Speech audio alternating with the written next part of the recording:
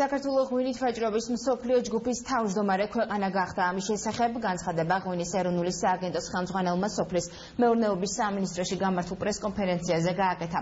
ლევან დავითაშვილის თქმით, თავმჯდომარეობის ამერიკის შეერთებული შტატებიდან საქართველოზე გადმობარების ცერემონიალი 10-11 აპრილს ბრიუსელში გამართულ ღვინით ვაჭრობის მსოფლიო ჯგუფის შეხვედრაზე გაიმართა. ამასთან დღევანდელ პრესკონფერენციაზე ლევან დავითაშვილმა ქართული ღვინის ექსპორტთან დაკავშირებითაც ისაუბრა. მისი განცხადებით, ღვინის ექსპორტმა 2014 წლის პირველი კვარტლის მონაცემებით მსოფლიოს 19 ქვეყანაში 15 მილიონ ბოთლზე მეტი შეადგინა. ღვინის ეროვნული სააგენტოს ხელმძღვანელის ლევან დავითაშვილის განმარტებითვე, ბელორუსიაში ქართული ღვინის ექსპორტის შეფარხებასთან დაკავშირებით პრობლემები აღარ არსებობს. მისი განმარტებით, მიმდინარე წლის დასაწყისიდან იყო შეფერხებები ბელორუსში ღვინის ექსპორტთან დაკავშირებით, თუმცა სოფლის მეურნეობის მინისტრის ბელორუსიაში ვიზიტის შემდეგ ქართული ღვინო ამ ქვეყანაში უკვე დაბრუნდა.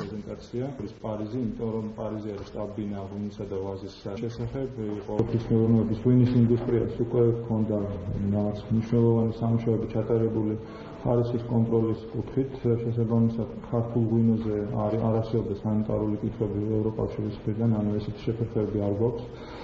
ჩვენი აკრედიტებული ლაბორატორიები, რომელსაც აქვთ საერთაშორისო აკრედიტაცია ცნობილია და სისტემაში არის ევროკავშირშიც. ევროკავშირში ჩვენ მუშაობთ VIF-ის რეჟიმში, ეს ნიშნავს, რომ ჩვენგან გაცემული სერტიფიკატები სრულად აღიარებული ევროკავშირის მხრიდან, ანუ არანაირი შეფერხება არ ყოფილა მანამდე და შესაბამისად სავაჭრო ფორმა და ყოლის მომცველი სავაჭრო შეთანხმების გაფორმების შემდეგ ეს ურთიერთობები კიდევ უფრო ინტენსიური გახდება.